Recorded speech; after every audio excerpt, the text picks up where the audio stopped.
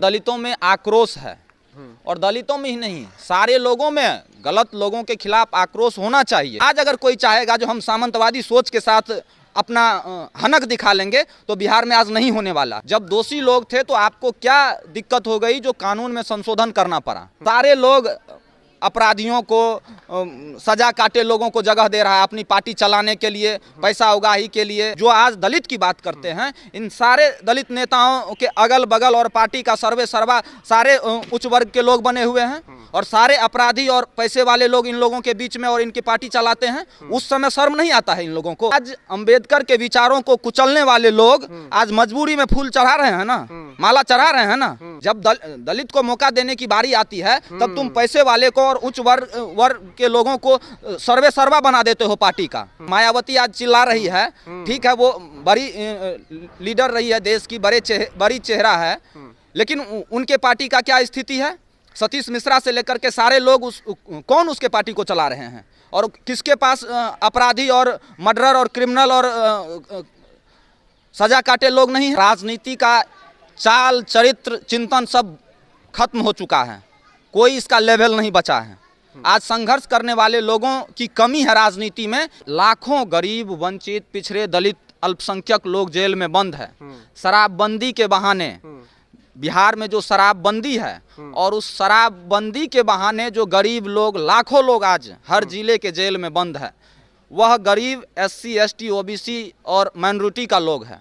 तो नीतीश कुमार जी आप उन लोगों को भी रिहाई दीजिए। आनंद मोहन की रिहाई होने वाली है और इसको लेकर के बिहार में बवाल हो गया। बवाल इस कदर हो गया है कि क्या एक राजपूत समाज के नेता को रिहा करने के लिए नीतीश कुमार इतना छटपटा रहे हैं, उनकी वोट बैंक के लिए इतना छटपटा रहे हैं कि अमीर दास आयोग को भंग कर करके, उतने बड़े आयोग को भंग कर करके इस तरह की काम कर रहे हैं। और उन पर आरोप था, आरोप क्या उन पर सिद्ध हो चुका था आरोप, और आजीवन कारावास था। दलित DM की हत्या की थी 1994 में और उसके बाद अभी तक ऐसा कुछ नहीं था। और लगातार मुख्यमंत्री नीतीश कुमार ये कहते थे कि हम ना ही किसी को बचाते हैं और ना ही किसी को फंसाते हैं। इन सभी मसलों पर बात करेंगे। हमारे साथ में सोशल एक्टिविस्ट हैं गौतम आनंद और जन अधिकार पार्टी से संबंध रखते हैं।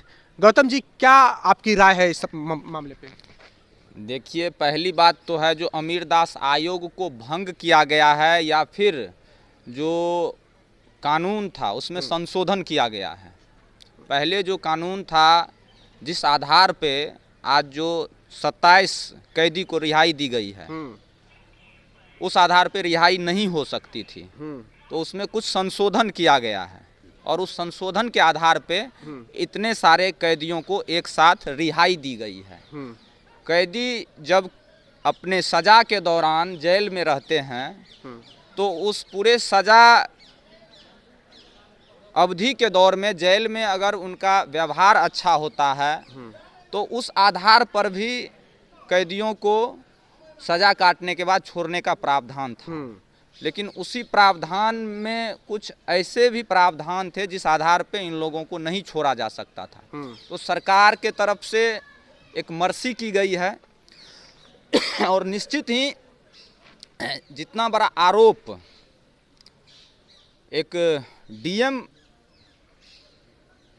की हत्या का आनंद मोहन जी पे था और उस घटना को आप अगर याद करेंगे तो सिर्फ आनंद मोहन ही दोषी नहीं थे, उसमें और कई लोगों को सजा सुनाई गई थी, कई लोग बरी हो गए। लेकिन जब कोई व्यक्ति राजनीतिक जीवन से जुड़ा होता है तो वो जो मुख्य चेहरा होता है वह दोषी भी होता है, निर्दोष भी होता है, तो उसको सामने से फंसना पड़ता है। दलितों में क्या मैसेज आ रहा है, खास करके दलित समाज में? दलितों में अगर इस बात की अगर कहेंगे आप तो DM दलित जी कृष्णैया और आनंद मोहन जी सहित 27 लोगों की आज रिहाई हो रही है। ठीक, उसके ऊपर दर्जनों मुकदमे हैं, इसमें कहीं को दो राय नहीं है।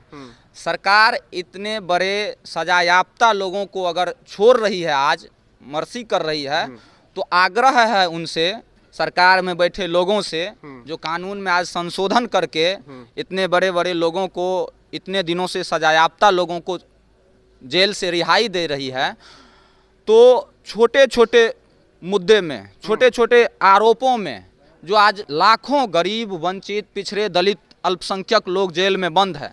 शराबबंदी के बहाने बिहार में जो शराबबंदी है और उस शराबबंदी के बहाने जो गरीब लोग, लाखों लोग आज हर जिले के जेल में बंद है, वह गरीब SC ST OBC और माइनॉरिटी का लोग है। तो नीतीश कुमार जी, आप उन लोगों को भी रिहाई दीजिए।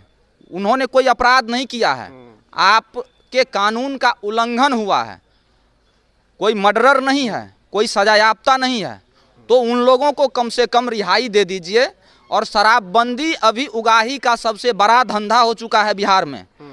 और शराबबंदी, ऐसी स्थिति है बिहार में शराबबंदी से, जो छोटे छोटे बच्चे हैं, जो नौजवान हैं, आज दारू तो नहीं पीता है, लेकिन दारू से, शराब से खतरनाक नशा कर रहा है और वह खोखला हो रहा है, वह मर रहा है। क्या क्या नहीं, स्मैक, करेक्स, क्या सब होता है, सुलेशन, इतना गंदा से गंदा नशा आज चलन हो गया है गांव से लेकर के हर जगह।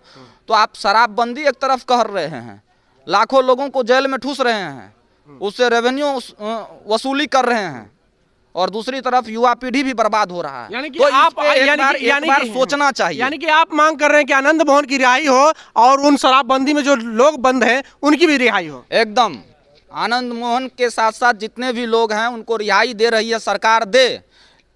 उन्होंने जो गलत काम किया, उन्होंने जो अपराध किया, उसमें दोषी हुआ, उसका सजा भी काटा है। लेकिन जो लोग निर्दोष रहते हुए अपने घर के पैसे से, अगर शराब पीने वाले लोग दोषी हैं, तो बिहार में शराब जब आता है तो फिर इस राज्य की सरकार और इस राज्य की पुलिस क्यों नहीं दोषी है? उन लोगों को भी जेल में होना चाहिए। सिर्फ गरीब लोगों को पकड़ के जेल में ठूस दे रहे हो और अमीर लोग घर में बैठे शराब होम डिलीवरी लेकर के पीते हैं। दलितों में आक्रोश है, और दलितों में ही नहीं, सारे लोगों में गलत लोगों के खिलाफ आक्रोश होना चाहिए। सिर्फ जाति के आधार पर एक व्यक्ति के खिलाफ आक्रोश दिखाते हैं, यह सही नहीं है। उसके साथ 27 लोग भी छूटे हैं। तो आप सरकार से यह सवाल कर सकते हैं, जब दोषी लोग थे तो आपको क्या दिक्कत हो गई जो कानून में संशोधन करना पड़ा? ठीक। और दूसरी बात, जब दलित की बात करते हैं, आज मायावती जी आवाज उठा रही है, दलित राजनीति का अपने आप को स्तंभ मानती है, रही भी हैं, लेकिन आज बिहार में भी दलित की राजनीति करने वाले नेता हैं, पार्टी हैं, चिराग पासवान जी हैं, लेकिन उन लोगों के पास जा करके देखिए, क्या किसी एक दलित को जगह मिलता है क्या इन लोगों के पार्टी में? इन जो आज दलित की बात करते हैं, इन सारे दलित नेताओं के अगल बगल और पार्टी का सर्वे सर्वा सारे उच्च वर्ग के लोग बने हुए हैं, और सारे अपराधी और पैसे वाले लोग इन लोगों के बीच में और इनकी पार्टी चलाते हैं। उस समय शर्म नहीं आता है इन लोगों को? आज हल्ला कर रहा है, किस आधार पे तुम हल्ला कर रहे हो? जब दलित को मौका देने की बारी आती है, तब तुम पैसे वाले को और उच्च वर्ग के लोगों को सर्वे सर्वा बना देते हो पार्टी का। आज दलित, यहाँ हमारे साथी छात्र राजनीति में बहुत संघर्ष किए हैं, अमर आजाद जी हैं, बहुत सारे दलित नेता हैं, क्यों नहीं इन लोगों को जगह दिया गया है? सिर्फ पैसे वाले और उच्च वर्ग के लोग, आज चाहे वो चिराग जी हो, चाहे आप मायावती आज चिल्ला रही है, ठीक है, वो बड़ी लीडर रही है देश की, बड़ी चेहरा है, लेकिन उनके पार्टी का क्या स्थिति है? सतीश मिश्रा से लेकर के सारे लोग कौन उसके पार्टी को चला रहे हैं? और किसके पास अपराधी और मर्डरर और क्रिमिनल और सजा काटे लोग नहीं हैं? तो आज वो दौर नहीं है 90 का दौर, जिस समय वो दौर था, जो सामाजिक संघर्ष का दौर जब चल रहा था बिहार में, बैकवर्ड फॉरवर्ड की लड़ाई हो रही थी, लोग मारे जा रहे थे। ऐसा नहीं है एक तरफ के ही लोग मारे जा रहे थे, वो सामाजिक संघर्ष का दौर था, परिवर्तन का दौर था, और सामंतवाद का दौर था, उसमें कहीं कोई दो राय नहीं है। लेकिन आज अगर कोई चाहेगा जो हम सामंतवादी सोच के साथ अपना हनक दिखा लेंगे, तो बिहार में आज नहीं होने वाला है। कौन सामंतवाद सोच के हनक दिखा रहा है? अगर कोई भी चाहेगा तो, कोई भी नेता हो, किसी भी दल का हो, किसी भी जात का हो, आज उसे संविधान के तहत चलना होगा। आज अंबेडकर के विचारों को मानना होगा। आज अंबेडकर के विचारों को कुचलने वाले लोग आज मजबूरी में फूल चढ़ा रहे हैं ना, माला चढ़ा रहे हैं ना। हम जानते हैं भाजपा के लोग आज संविधान को तहस नहस कर रहे हैं, अंबेडकर जी के विचारों पे नहीं चल रहे हैं, गाली देते हैं, लेकिन मजबूरी है। आज यह लोकतंत्र की खूबसूरती है, जो आप कितने भी हनक वाले हैं, कितने भी बाहुबली हैं, कितने भी सामंती हैं, कितने भी पैसे वाले हैं, आपको सही रास्ते पे आना होगा, नहीं तो आपको मिटना होगा। दो ही रास्ता है। क्यों इस तरह की रिहाई दी जा रही है आनंद मोहन की? क्या लगता है आप एक छात्र राजनीति में किस वजह से हो रही है सब? देखिए, सर्वप्रथम आपको सोचना होगा, राजनीति का चाल चरित्र चिंतन सब खत्म हो चुका है, कोई इसका लेवल नहीं बचा है। आज संघर्ष करने वाले लोगों की कमी है राजनीति में, इसीलिए जो सत्ता में बैठे लोग हैं या सत्ता में आना चाहते हैं, उनको ऐसे लोगों का संरक्षण जरूरी समझ में आ रहा है, इसलिए ऐसे लोगों को मौका दिया जा रहा है, लाया जा रहा है। आज नीतीश कुमार जी को प्रधानमंत्री का सपना दिख रहा है और दिखना भी चाहिए। हम लोगों की भी इच्छा है बिहार से प्रधानमंत्री बने। जो आज देश में तबाही है, तानाशाही है, उसके खिलाफ निश्चित ही एक गोलबंदी बने, तो इसमें कोई दो राय नहीं है। सारे लोग अपराधियों को सजा काटे लोगों को जगह दे रहा है अपनी पार्टी चलाने के लिए, पैसा उगाही के लिए, सत्ता के लिए तो व्यक्ति कुछ भी करता है और वही जो सत्ता में बैठे लोग हैं वो कर रहे हैं। तो बिहार की राजनीति बदलेगी कैसे? क्या लगता है कैसे लोगों को राजनीति मानना चाहिए, कैसे लोगों को मौका देना चाहिए? देखिए, लोकतंत्र का मतलब है जो लोकतंत्र में जो संघर्ष करने वाले लोग हैं, जो विचारों को मानने वाले लोग हैं, उनको जगह मिलना चाहिए। लेकिन आज जो स्थिति है, पैसे वाले लोग, जो माफिया लोग हैं, जो बिल्डर हैं, जो अन्य एन केन प्रकार अपराधी हैं, जो गैंग चलाते हैं, ऐसे लोगों को आज राजनीति में जगह मिल रहा है और जिसका परिणाम है आज राजनीति सबसे भ्रष्ट काम हो चुका है। इस देश में सबसे भ्रष्ट कार्य हो चुका है बिहार में। आखिर संघर्ष करने वाले लोगों को क्यों नहीं जगह मिलता है? राजनीतिक और चुनावी प्रक्रिया को इतना महंगा कर दिया गया है पूरे देश और प्रदेश में, जो आम लोगों को अब जगह देना पार्टी को और नेता को डर लगता है। अगर आप बहुत बड़ा आरोप लगा रहे हैं कि बाहुबलियों के भरोसे सभी राजनीतिक पार्टी सत्ता तो क्या है? आज कौन स्वच्छ छवि का व्यक्ति है और कौन चाहता है स्वच्छ छवि के व्यक्ति को जगह देना? नरेंद्र मोदी स्वच्छ व्यक्ति हैं, अमित शाह स्वच्छ व्यक्ति हैं, दोनों तो स्वच्छ व्यक्ति हैं। कहाँ से? एक तरी पार रहे हैं, एक दंगाई रहे हैं। क्या साक्ष्य नहीं है कोर्ट में? कोई 52 केस था ना यहाँ योगी आदित्यनाथ पे। योगी तो कहना ही शर्म की बात है। अजय विष्ट जिसका नाम रहा है, 52 FIR लेकर के 52 केस में अभियुक्त रहे हैं, पुलिस डायरी में है, और मुख्यमंत्री बनने के बाद तुम 52 केस अपने ऊपर से हटा करके योगी बन जाते हो, और उसको पूजने वाले कौन लोग हैं वह आज देखना होगा। तो वही योगी गुंडों का सफाया कर रहे हैं यूपी से। कौन गुंडा? अतीक अहमद का सफाया किए हैं, जो भी गुंडा है उसको। देखिए, इस देश में सिर्फ जाति और धर्म के आधार पे आज न्याय किया जा रहा है। कैसे कह सकते हैं? यह न्याय नहीं, यह अन्याय है। कैसे कह सकते हैं? कैसे नहीं कह सकते हैं? कोई उदाहरण दीजिए। उदाहरण, योगी के स्वजातीय एक भी लोगों का आप नाम बताइए जिसके घर पे बुलडोजर चला हो। ब्रजेश सिंह से लेकर के कई ऐसे माफिया हैं, सैकड़ों माफिया हैं उनके स्वजातीय, जिनके घर पे आज तक न बुलडोजर चला है। अजय सिंह टेनी, जिसका बेटा किसानों को रौंद दिया था, क्या उसके घर पे बुलडोजर चला?